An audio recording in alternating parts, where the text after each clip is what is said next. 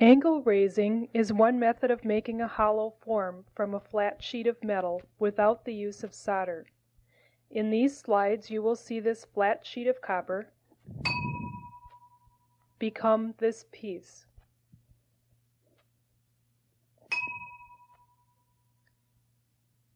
The extent of explanation given assumes you have worked with metal before, but not done any raising. Tools which you will need beyond those which every metal studio is likely to have are hammers, including a leather or wooden mallet, a sinking or blocking hammer, a raising hammer, a planishing or ball-peen hammer, a stump with a large hollow carved into it, a variety of sizes and shapes of steel stakes, depending on the size and shape form you intend to raise,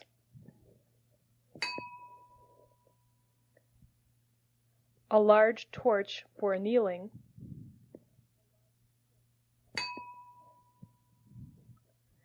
and a pickle tank big enough to pickle your piece.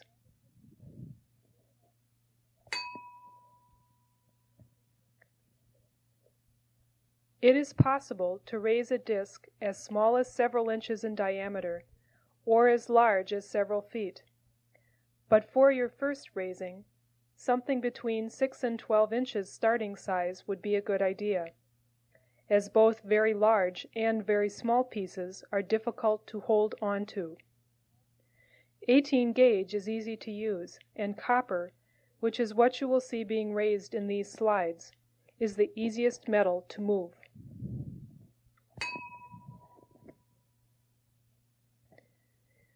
The first step is to draw a profile to scale of the form you intend to raise. Making a heavy paper cutout of this is useful, but optional. Measure the length of the outside of this profile with a measuring tape or a piece of string. To raise a symmetrical piece, you start with a circle with this diameter.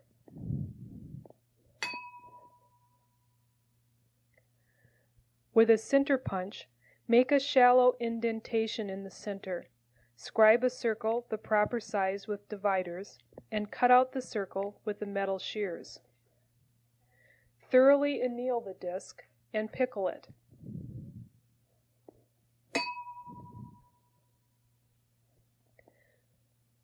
The first stage in the hammering process is called sinking or blocking. For this you use a sinking hammer and a depression in a stump. Beginning at some point on the outermost edge of what will be the inside of the piece, that is, the side without the center punch mark. Sink the metal into the hollow, rotating the piece slightly after each blow, working your way slowly and methodically to the center of your piece, if it is to be round-bottomed, as the one I am about to raise is.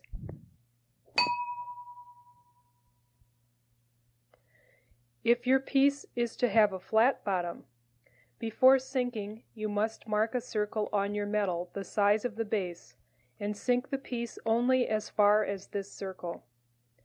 Throughout the raising process, you will keep this area more or less flat.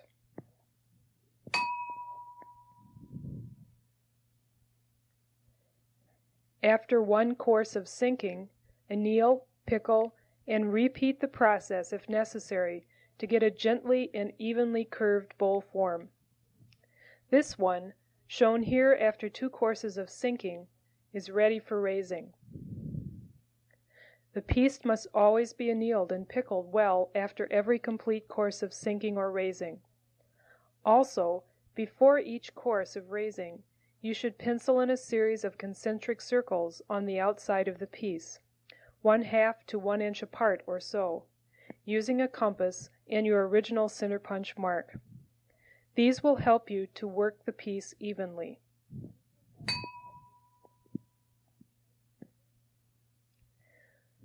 The most important thing in raising is to use your head. If you think about the principles involved, you will be able to figure out what you would have to do to get the metal from here to there, and after that it is a matter of intelligently placed hammer blows on properly supported metal.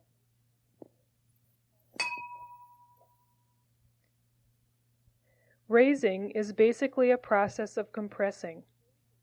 If you start with a disc with a circumference of 20 inches and raise it into a bowl whose circumference at the rim is 10 inches, for example, and you don't stretch out the metal in the process, the metal near the top of the bowl obviously has to be considerably thicker than the original gauge of the blank.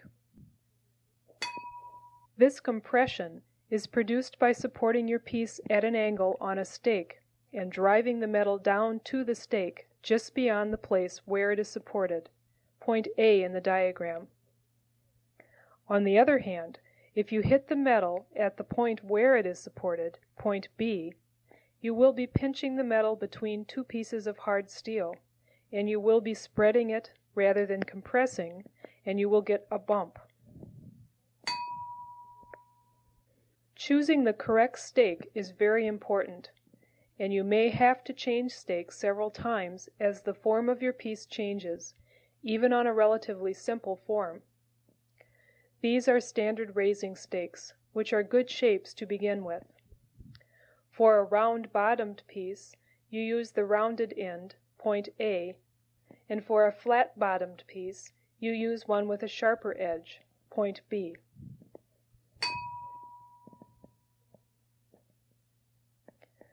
For a very large piece, especially when you are working near the outside edge of the metal, you may need a stake which provides more support, such as this one.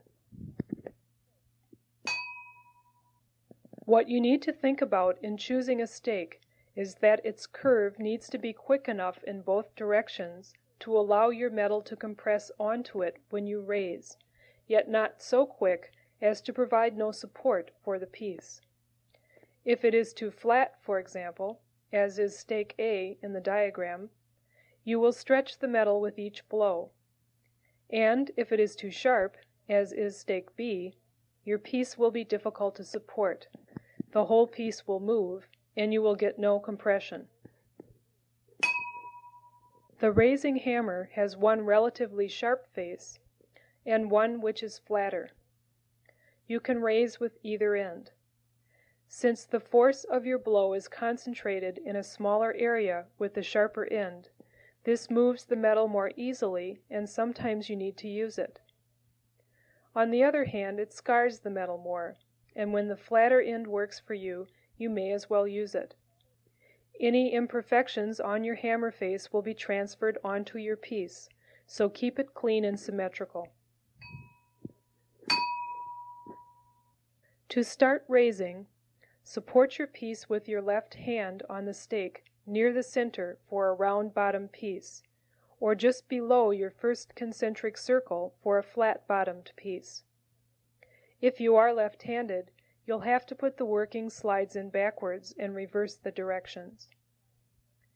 Choose an angle which doesn't require you to compress the metal too far with each blow, since you should maintain the same angle throughout the complete course of raising. Each successive hammer blow should be adjacent to the previous one as you rotate the piece around in one direction to your starting point. Be very careful to maintain the same angle all the way around. Then move the piece so it is now supported on the circle you just raised, and begin the next circle. This row should slightly overlap the first one, and you should revolve the piece in the opposite direction from what you did on the first row. The reason for this is that if you always turn it in the same direction, you are likely to put a twist into the metal, which will be very obvious if you ever raise a piece with a seam in it.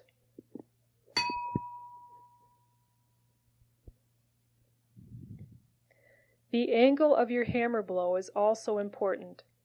If your hammer strikes more or less perpendicular to the stake, as in figure A, you will get the most compression. If it strikes at an angle, as in figure B, you are more likely to stretch the metal as well as compress it. There are times when you may want to do this, for example, if the metal is getting too thick to move. But try not to do it by accident. In general, you will want to stretch the metal as little as possible.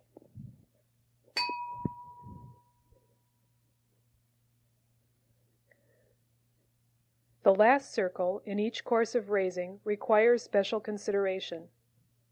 Because the metal is unbounded at the top, it is very subject to stretching and thinning, and may flare out instead of compressing properly. Some people use a wooden mallet, which compresses the metal better for this round. If you intend not to rim your piece, nor to cut off any of the top edge, it is very important to keep it thick and regular. At the end of each course, you can thicken the edge by placing the piece on a sandbag, or on your lap on several thicknesses of towel if it is large, and hammering along the rim.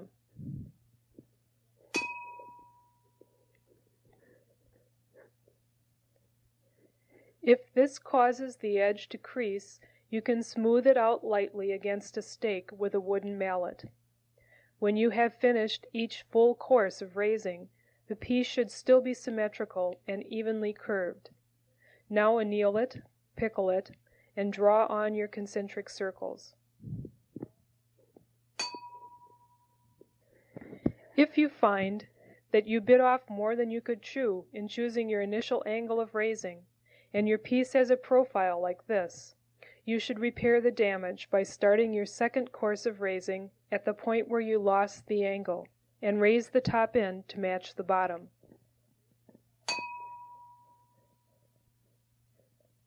It may take you very few courses of raising to get where you are going if your form is shallow.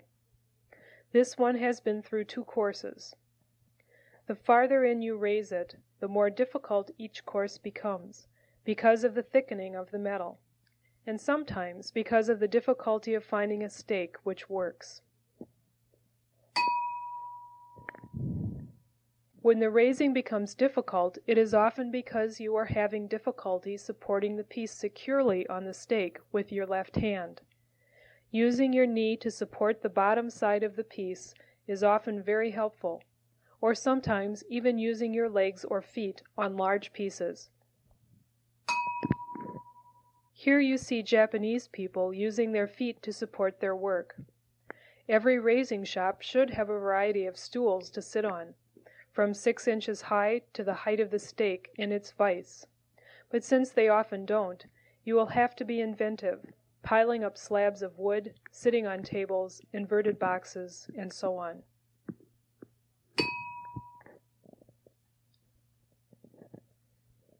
Here you see the piece after 4 courses of raising.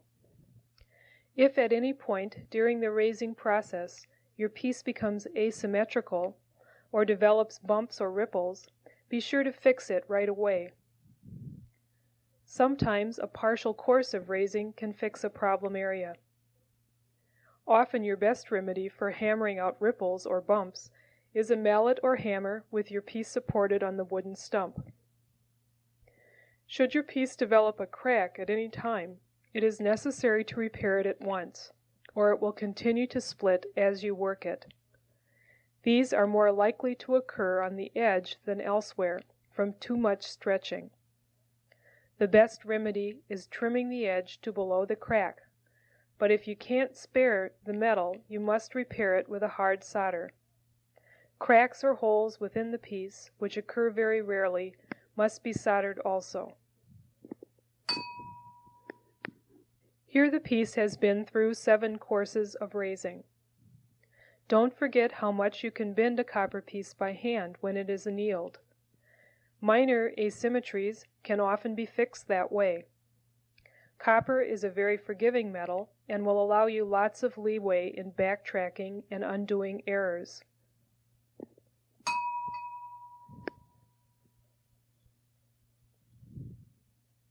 This piece has now been raised to its final form and is ready for the next process, planishing.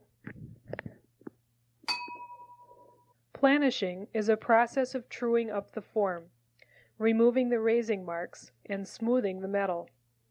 By raising, you compress the metal, but in planishing, you will place your piece directly onto the steel stake, not at an angle to it, and thus when you hammer you will be spreading the metal slightly as you pinch it between the two steel surfaces.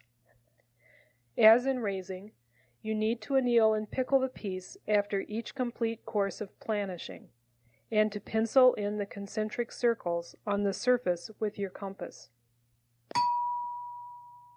You can probably planish on the same stake or stakes you use for raising, but now you will switch to a planishing hammer, or the peen end of a ball peen hammer.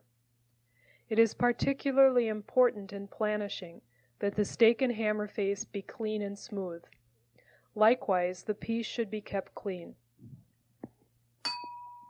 Planishing is generally done in concentric circles, from center to rim, as is raising, but it is useful to do a pre-planishing course called bouging, in which you planish lightly and with more widely spaced blows back and forth across the concentric circles, to true up the form a little before you begin the real systematic planishing around the concentric circles.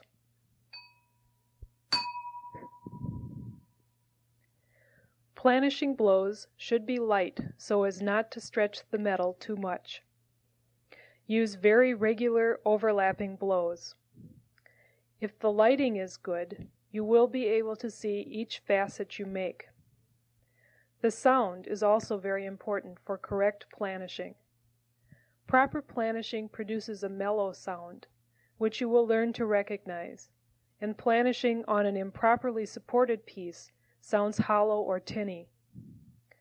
It is a very slow process, and you may have to anneal the piece and replanish many times before your surface is perfect, if the raising marks are deep. This piece only took 2 courses because it was raised cleanly.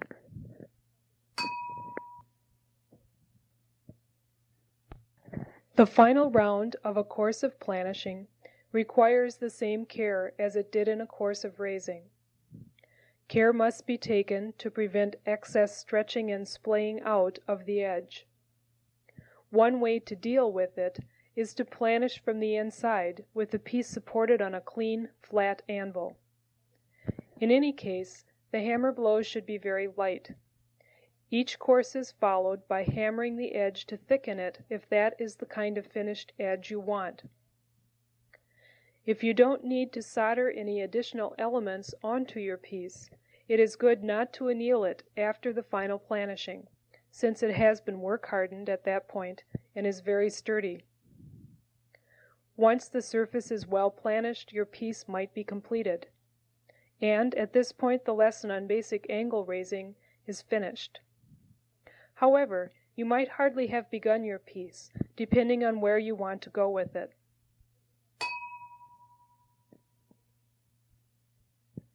For example, here is what became of the piece you just saw in process in the slides. I inverted it and cut a hole in the bottom, which then became the top. Trimmed and sanded the original top, now the bottom, to make it flat, and soldered a base onto it. The entire surface was then filed with a large bastard cut file, and a spout was constructed for it and soldered onto the top. Later it will be further modified, patinaed, and will be one element in a still life. Other possible modifications to a raised and planished piece are shown in the following slides. Adding rims and/or bases. Adding handles. The dark ones are forged iron, the light ones forged white bronze. Adding a spout. You can raise a symmetrical form, fill it with a special kind of pitch for support, and hammer it into an asymmetrical form, as I did with this tall copper bottle. You can alter the shape on different stakes once the piece has been raised symmetrically. In this case, the alterations would be made between raising and planishing. Pieces can be cut up and reassembled, etched, patinaed, and modified in numerous other ways.